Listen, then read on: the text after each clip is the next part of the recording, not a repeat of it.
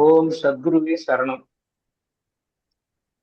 கடவுளர் அனைவருக்கும் இனிய மாலை வணக்கம். இன்று சத்குரு சச்சிதானந்த சுவாமிகள் பற்றி எனக்கு தெரிந்த சில விவரங்களை, அவருடைய சில அற்புதங்களை நண்பர் கடவுளர்களுடன் பகிர்ந்து கொள்ள விளைகிறேன்.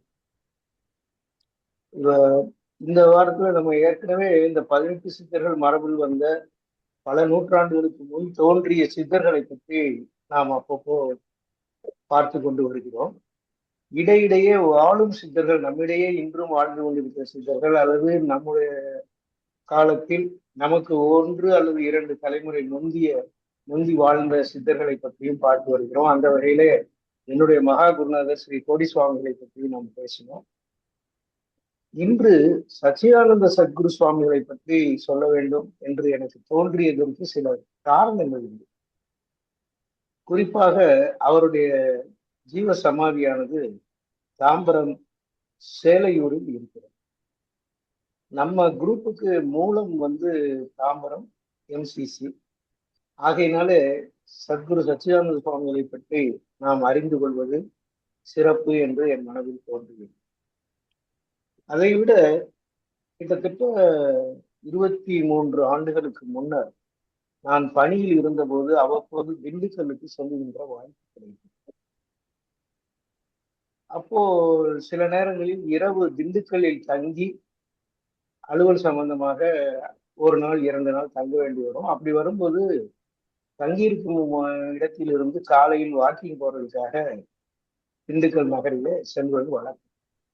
அப்படி ஒரு நாள் சென்ற போது ஒரு தெருவில் நான் சென்று கொண்டிருந்த போது எனக்கு இடதுபுறத்திலே ஒரு ஸ்ரீ அகண்ட பரிபூர்ண சச்சிதானந்த சத்குரு சுவாமி சபை பற்றி போர்டு இருந்தது.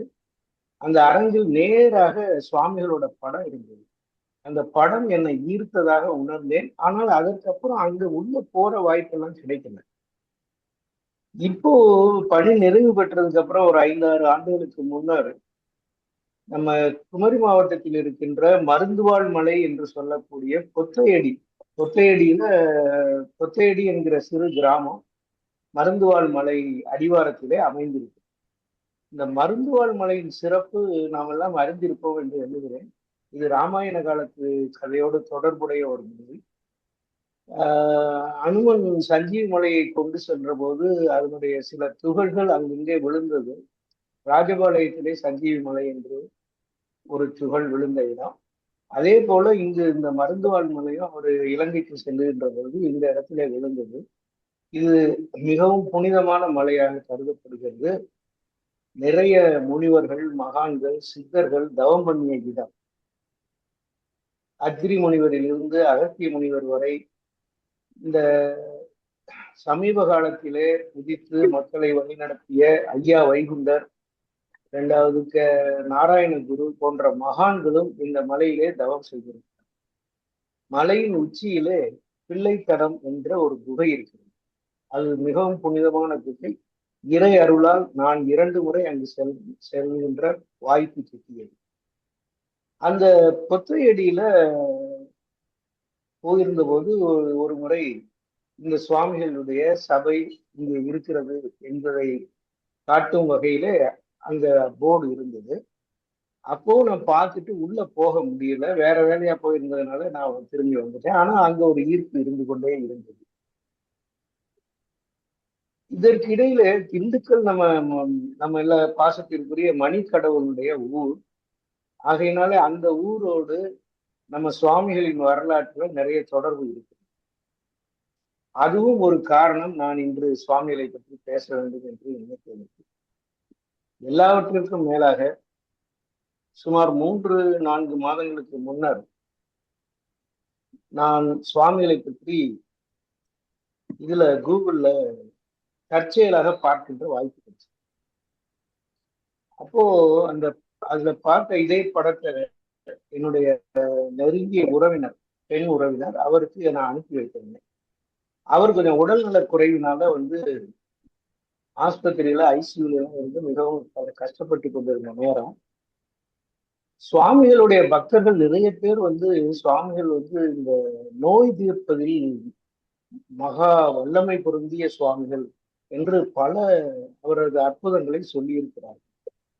ஆகையினால ஒரு சிறு நம்பிக்கையோடு இந்த படத்தை அவர்களுக்கு என்னுடைய உறவினருக்கு அனுப்பி வைத்து நம்பிக்கையோடு தொழுது கொள்ளுங்கள், நிச்சயமாக நல்வாய்ப்பாக உடல் நலம் தேறி வருவீர்கள் என்று சொன்னது என் நினைவில் இருக்கிறது.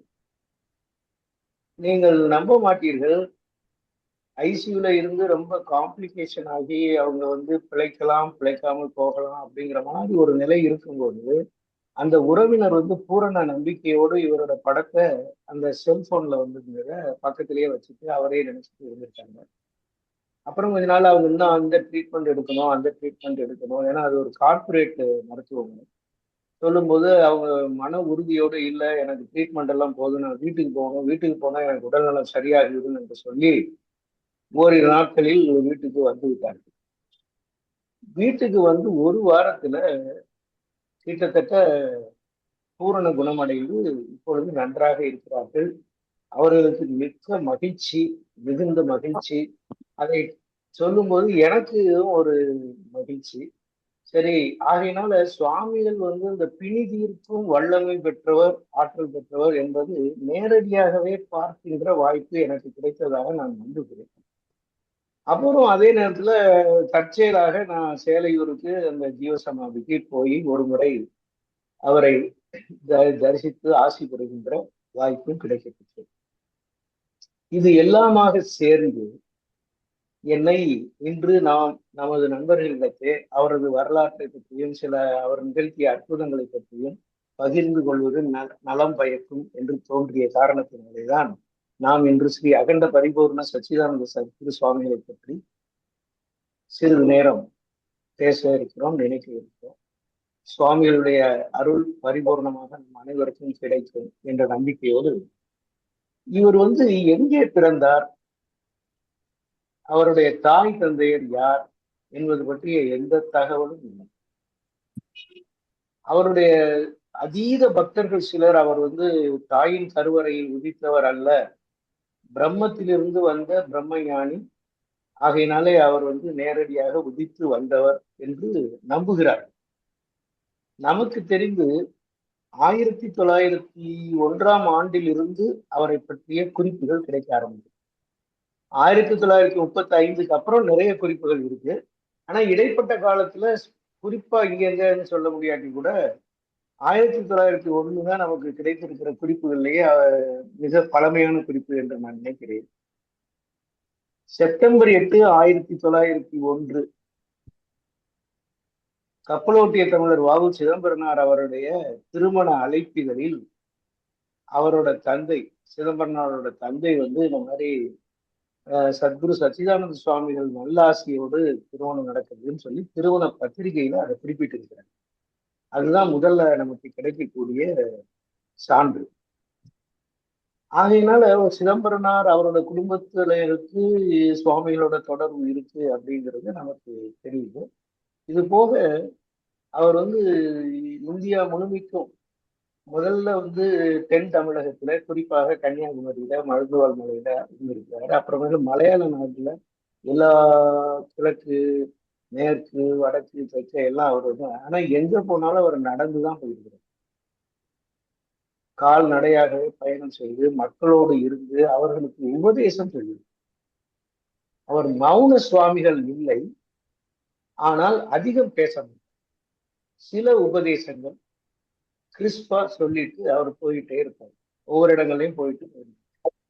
அவர் பாம்பேல இருந்திருக்கிறாரு, நாசிக்ல இருந்திருக்கிறாரு, லட்சுமணன் இருந்த பஞ்சவடியிலும் இருந்ததாக சில காலம் சொல்றாங்க. அதுக்கப்புறம் காசிக்கு போயிருக்காரு, அப்புறம் ஹைதராபாத்ல இருந்திருக்காரு, அயோத்தி, பிரயாகை, இமயமலை அடிவாரம் வரை சென்று வந்திருக்கிறார். பின்னர் ராமேஸ்வரம் அங்க போயிட்டு இலங்கைக்கும் சென்று இலங்கையிலையும் சிறிது காலம் இருந்து மக்களுக்கு உபதேசம் செய்து விட்டு நாகப்பட்டினம் வழியாக திரும்ப கடலூர் அங்கெல்லாம் வந்திருக்காங்க. இப்படி தமிழகத்தின் பல பகுதிகளில் அவர் வந்து சென்று வந்திருக்கிறார் என்ற குறிப்புகள் நமக்கு கிடைக்கிறது.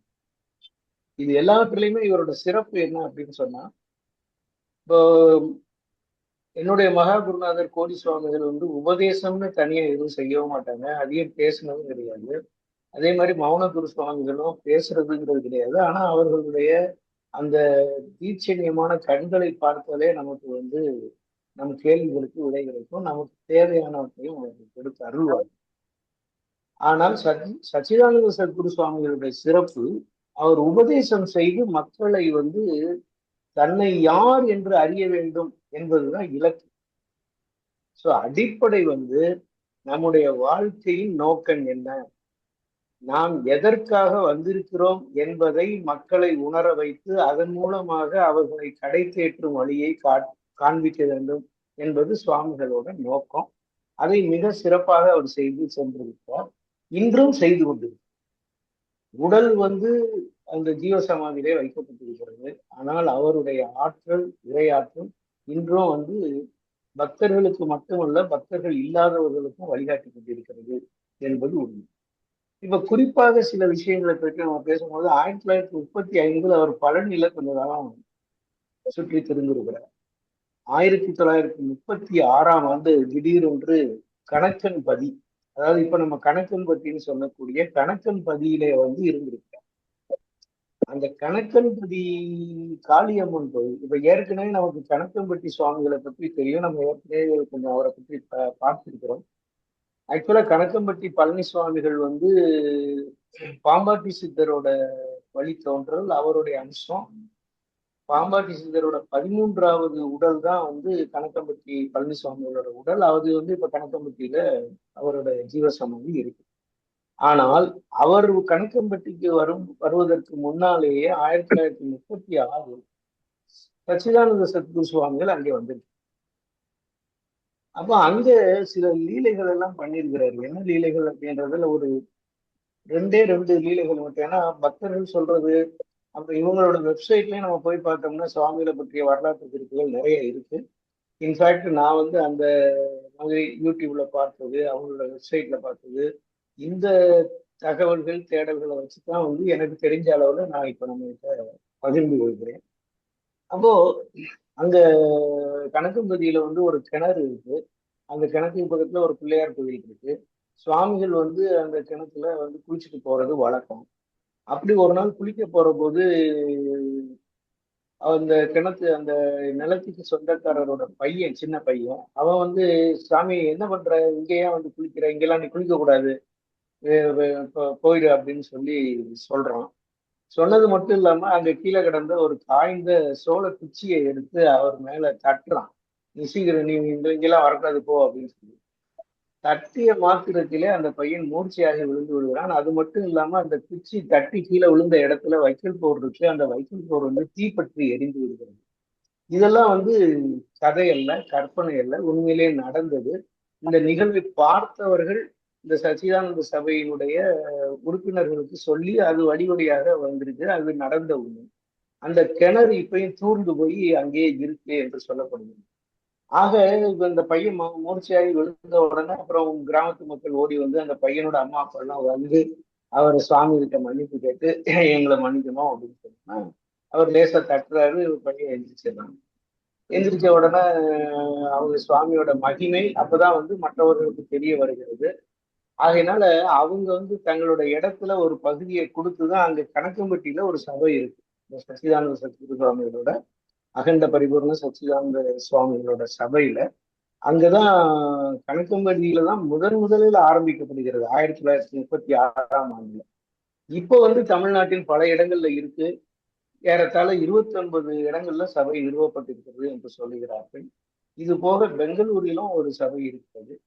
இது மட்டுமல்லாமல் மற்ற மாநிலங்கள்லையும், இப்ப கேரளா, ஆந்திரா, மகாராஷ்டிராவிலையும் சுவாமியோட பக்தர்கள் இருக்கிறார்கள். மகா குரு பூஜை நடக்கிற பொழுது அவங்க எல்லாம் வந்து அந்த நிகழ்ச்சியில கலந்துக்கிறாங்க.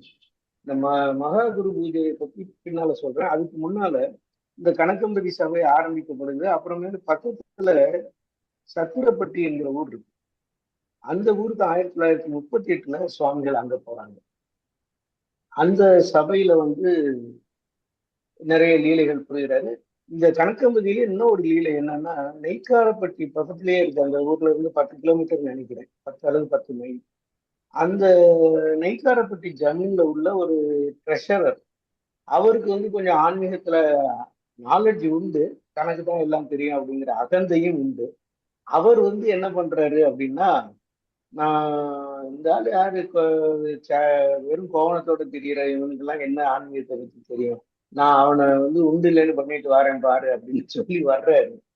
வந்து சுவாமிகளை பார்த்துட்டு அப்படியே பார்க்கும்போது இந்த ஆள்கிட்ட எந்த லாங்குவேஜ்ல நம்ம பேசுறது, எந்த மொழியில் நாம பேசினா இந்த ஆள் பதில் சொல்ல முடியாம திணறுவாரு அப்படின்னு இவர் யோசிச்சுக்கிட்டு இருக்கும்போதே சுவாமிகள் சொல்றாராம், நீ எந்த மொழியில் வேண்டுமானாலும் பேசலாம், கேட்கலாம், சாமி அதுக்கு பதில் சொல்லும் அப்படின்னு சொல்றாராம். அவர் அப்படி சொன்ன உடனே இவருக்கு வாயில வார்த்தைகள் வரவில்லை, வாய் குளறுது, பேச முடியல. அப்போ வந்து சுவாமிகளுடைய அருளாற்றலை அவர் தெரிந்து கொள்கிறார். புரிந்து கொண்டு நம்ம வந்து தப்பான இடத்துல வந்து மோதுறோம் அப்படிங்கிறத உணர்ந்துட்டு சாஷ்டாங்கமா விழுந்து நமஸ்காரம் பண்ணி, சுவாமி என்னை மன்னித்து விடுங்கள், நான் வந்து உங்களை சோதிக்கணும்னு நினைச்சு வந்தேன், என்னுடைய அறியாமையை நான் உணர்ந்து கொண்டேன், என்னை ஆட்கொள்ள வேண்டும்னு சொல்லி அவர் தீவிர பக்தராகி அவர் போறார். இது மாதிரி நிறைய லீலைகள், நிறைய அற்புதங்கள் நடத்தி இருக்கிறாரு. அதை பார்த்தவங்க, நேர்ல பார்த்தவங்க அடுத்த தலைமுறைக்கு சொல்லி அவங்க மூலமா இப்ப நமக்கு தகவல் புரிந்து கொள்ள முடிகிறது. இதுல இன்னும் ஒரே ஒரு லீலை மட்டும் நான் சொல்ல விரும்புகிறேன். திருவையாறு. திருவையாறு வந்து ஒரு புனித சேத்திரம். அந்த சேத்திரத்துல சுவாமிகள் இருக்கிற பொழுது கொஞ்ச நாள் அங்க தங்கி இருக்கிறார். அப்போ வந்து அந்த சுவாமிகள் தங்கி இருக்கிற இடத்துக்கு அடிக்கடி வந்து ஒரு ஆடு வந்துட்டு அங்க பக்கத்துல கிடக்கிற இலைகளை தலைகளை சாப்பிட்டுட்டு போறது வழக்கமாக இருந்திருக்கு. அப்போ இப்படி வந்துட்டே இருக்கும்போது ஒரு நாள் வந்து சுவாமி கிட்ட வந்து இது பண்ணிட்டு இருக்கும்போது திடீர்னு அது விழுந்து இறந்து போய் விழுந்து இறந்து போன உடனே சுவாமிகள் வந்து அப்படியே லேசா தடவி கொடுத்த உடனேயே திரும்ப உயிர் பெற்றது, அது துள்ளி ஓடுகிறது. சோ இறந்தவர்களையும் பிழைக்க வைக்கின்ற ஆற்றல் சுவாமிக்கு இருக்கு அப்படிங்கிறத தெரியப்படுத்தும் ஒரு நிகழ்ச்சி. ஆனா இந்த மாதிரி அற்புதங்கள் செய்யணுங்கிறது அவர் நோக்கமும் கிடையாது, அவருக்கு அந்த எண்ணமும் கிடையாது. ஆனால் தேவைப்படுகின்ற பொழுது அதை அவர் பிரயோகப்படுத்தி வைக்கிறார். இதே திருவையாறுல அவர் ஒரு பாலடைஞ்ச இந்த வீட்டு திண்ணைகள்ல அங்கங்கதான் இருப்பார் அவரு. ரெண்டாவது, மக்கள் வந்து அவர் இருந்தது ஒரு இருட்டான இடமா இருக்குன்னு சொல்லிட்டு விளக்கெல்லாம் எடுத்துட்டு வந்து, சுவாமி நீங்க இருக்கிற இடத்துல இருளா இருக்கு, அதனால இந்த விளக்கை நாங்க வச்சுட்டு போறோம்னு சொல்லும்போது சுவாமி சிரிச்சுக்கிட்டே சொன்னாராம், சுவாமிக்கு ஒளி உள்ளேயே இருக்கிறது, ஆகையினால விளக்கு தேவையில்லை அப்படின்னு சொல்லி. அப்போ அவர் சொன்ன கொஞ்ச நேரத்திலேயே அந்த இடம் வந்து பிரகாசமா இருந்து இருள் நீங்கினதாக மக்கள் பார்த்து தரிசித்து சென்று. இதெல்லாம் சொல்லுவதற்கு, இந்த நிகழ்வுகளை சொல்லுவதற்கு என்ன காரணம் அப்படின்னு சொன்னா, சுவாமிகள்கிட்ட ஒரு அற்புதமான ஆற்றல் இருந்திருக்கு. அதாவது இதெல்லாம் நான் பார்க்கிற பொழுது இன்னும் ஒரு நிகழ்வும் சொல்லப்படுகிறது. சத்திரப்பட்டியில வந்து ஒரு இந்த செங்கல் அறுத்து அதை பதப்படுத்தி விற்பனை செய்து வரக்கூடிய ஒரு ஏழை குடியான ஒரு குடும்பம். அப்ப இவங்க அறுத்து வச்சிருக்கிறாங்க, பெரிய மழை கொட்டுது. பெரிய மழை வந்தா நமக்கு சேதம் ஆயிடுமே, சுவாமி நீங்க தான் காப்பாற்றணும்னு வேண்டின உடனே இந்த இவங்க அறுத்து வச்ச இடத்துல மழை பொழியவில்லை. அதுக்கு எதிர்த்தாப்புல 10 அடி 20 அடி தள்ளி மழை பெய்து பெரும் வெள்ளக்காடாக இருந்திருக்கு. ஆக இந்த இயற்கையை கட்டுப்படுத்துகின்ற ஆற்றல் சுவாமிக்கு இருக்கு அப்படிங்கிறத நாம் புரிந்து கொள்ள வேண்டும். இதை படிக்கின்ற பொழுது சத்குரு நம்ம சீரடி சாய்பாபாவோட சச்சரித்திரத்துல ஒரு நிகழ்வு வரும். அவரும் இதே மாதிரி இயற்கையை பஞ்சபூதங்களை கட்டுப்படுத்துகின்ற மகத்தான ஆற்றலை கொண்டவர். ஏன்னா ஒரு தடவை அவர் இருக்கிற அந்த இதுல வந்து துவாரகா மலையில வந்து தீப்பிடிச்சு எரிய ஆரம்பிச்சு, உடனே பக்தர்கள் எல்லாம் பயந்துருவாங்க. அப்ப அவர் கையில வச்சிருக்கிற கோலை வந்து அந்த இதுல அடிக்க அடிக்க போய்விடு, இப்போ இறங்கு இறங்குன்னு சொன்னோன்னா அந்த தீ வந்து கீழே இறங்கி ஒண்ணுமே இல்லாம போயிடும். ஆகையினால் இந்த அஷ்டமா சித்தி பெற்ற சித்தர்களுக்கு, மகான்களுக்கு இயற்கையை கட்டுப்படுத்தும் ஆற்றலும் இயல்பாகவே அமையும் என்பதற்கு இந்த மாதிரி நிகழ்ச்சிகள் உதாரணமாக இருக்கு. அடுத்து திண்டுக்கல்ல வந்து அவர் பென்ஷனர் ஸ்ட்ரீட்ல வந்து மணிக்கடவுள் தெரியும்னு நினைக்கிறேன். பென்ஷனர் ஸ்ட்ரீட்ல அந்த சபை இருக்கு. அங்க சுவாமியோட படம் இதே மாதிரி இருக்கிறத பார்த்துட்டு அவங்க அந்த படத்தை எடுத்துட்டு ஊர்வலமா வருவாங்களாம் இரவு நேரத்துல. அப்ப சில நாத்திகர்கள் வந்து சொல்லியிருக்காங்க, ஏன் அந்த போட்டோவெல்லாம் தூக்கிட்டு சாமி சாமி தெரியுறீங்க, உங்களுக்கு வேற வேலை இல்லையா, இதெல்லாம் வந்து வெட்டி வேலை அப்படிங்கிற மாதிரி நக்கலா பேசியிருக்காரு. அவர் என்ன படத்துல இருந்துகிட்டே பேசிட்டு வரோம் அப்படின்னு சொல்லி வச்சு நக்கல் சொன்னாங்க. அடுத்த நிமிடமே அசரீரி ஒலிக்கிறது போல அந்த படத்திலிருந்து அந்த போட்டோவில் இருந்து அவர் பேசி இருக்கிறார். முதல்ல ஓம் என்கின்ற பிரணவ மந்திர ஒளி தான் வந்திருக்கு. இது வேற யாரோ பண்ற ஏமாத்து வேலை அப்படின்னு சொல்லியிருக்கான். இப்போ உடனே அவரை வார்ன் பண்ணிருக்காரு. உன்னை திருப்பிக் கொள், இல்லை என்றால் தலை வெடித்து சாவாய் சொன்ன உடனே பயந்து போயிட்டாங்க அப்படின்னு சொல்றது ஒரு அற்புத நிகழ்ச்சியாக நாம் பார்க்கணும். இந்த திண்டுக்கல்ல இருக்கும் பொழுது தனகோபால் பிள்ளை அப்படிங்கிற ஒருத்தர் சுவாமியை பார்க்கிறார். இந்த தனகோபால் பிள்ளை யாரு அப்படின்னு சொன்னா, நம்ம அப்போ இருந்த கவர்னர், இங்கிலீஷ் பிரிட்டிஷ் கவர்னருக்கு பிஏவா இருந்தவர் சம்பந்தம் பிள்ளை என்றார். அந்த சம்பந்தம் பிள்ளை பிஏ டு கவர்னர். இவர் அவருக்கு அசிஸ்டண்டா, அதாவது கேம்ப் கிளார்க் தனகோபால் தீராத வயிற்று வலியால ரொம்ப அவஸ்தப்படுறாரு. நம்ம சீக்கிரம் செத்து போயிடுவோம் அப்படின்னு நினைச்சு உறவினர்களுக்கு எல்லாம் சொல்லும்போது அவரோட உறவினர் ஒருத்தர் தான் சுவாமியை பற்றி சொல்லி, இந்த மாதிரி சுவாமி திண்டுக்கல்ல இருக்காங்க, நீ இங்க வரும்போது சுவாமியில பார்த்து ஆசீர்வாதம் வாங்கினேன்னு சரியாயிடும் சொல்லி, அதே மாதிரி நம்பிக்கையோடு அவர் அவர் இடத்துல சரணாகதி அடைந்திருக்கிறார். அவருக்கு வயிற்று வலி தீர்ந்து விட்டது. அதுக்கப்புறம் அந்த வயிற்று வலி வரும். அப்போ 42ஆம் ஆண்டு வரைக்கும் சத்திரப்பட்டில இருக்காரு, திண்டுக்கல்ல இருக்காரு. ஸோ கணக்கன்பதி, சத்திரபதி, இந்த பக்கம் திண்டுக்கல், இப்படி மாறி மாறி இருந்திருக்காங்க. பக்தர்கள் எல்லாம் அங்கங்க போய் அவங்களோட இணக்கமா இருந்திருக்காரு. அப்ப திண்டுக்கல்ல இருக்கும்போதே இன்னொருத்தர் மைசூர் சுவாமிகள் அப்படின்னு சொல்லி ஒருத்தர் மைசூரை சேர்ந்தவர். அவர் பிறப்பால் பிராமண சமூகத்தை சேர்ந்தவர். அப்ப அவருக்கு இந்த மாதிரி ஆன்மீக தேடல் நமக்கு ஒரு நல்ல குரு கிடைக்கணும், அவர்கிட்ட தீட்சை வாங்கணும் அப்படின்னு சொல்லி எங்கெங்கோ கேட்கறாங்க. அப்போ நீ தமிழ்நாட்டுக்கு தான் போகணும்னு சொல்றாங்க. தமிழ்நாட்டிலையும் எங்க போறதுன்னு சொல்லி இவர் கும்பகோணத்துல ஏதோ ஒரு ஹோட்டல்ல வேலை பார்த்துட்டு இருந்திருக்காரு. ஆக்சுவலா ஒரு வசதியான குடும்பத்தை சேர்ந்தவர். ஆனா ஆன்மீக தேடல் காரணமாக எல்லாத்தையும் திறந்துட்டு அங்க வேலை பார்த்துட்டு இருக்காரு. அப்படி வேலை பார்க்கிற பொழுது அவருக்கு நீ திண்டுக்கல்ல சுவாமி போய் பாருன்னு சொல்லும்போது இவர் ஒரே ஒரு நேரம் பிச்சை எடுத்துதான் சாப்பிடுவாரு மைசூர் சுவாமி.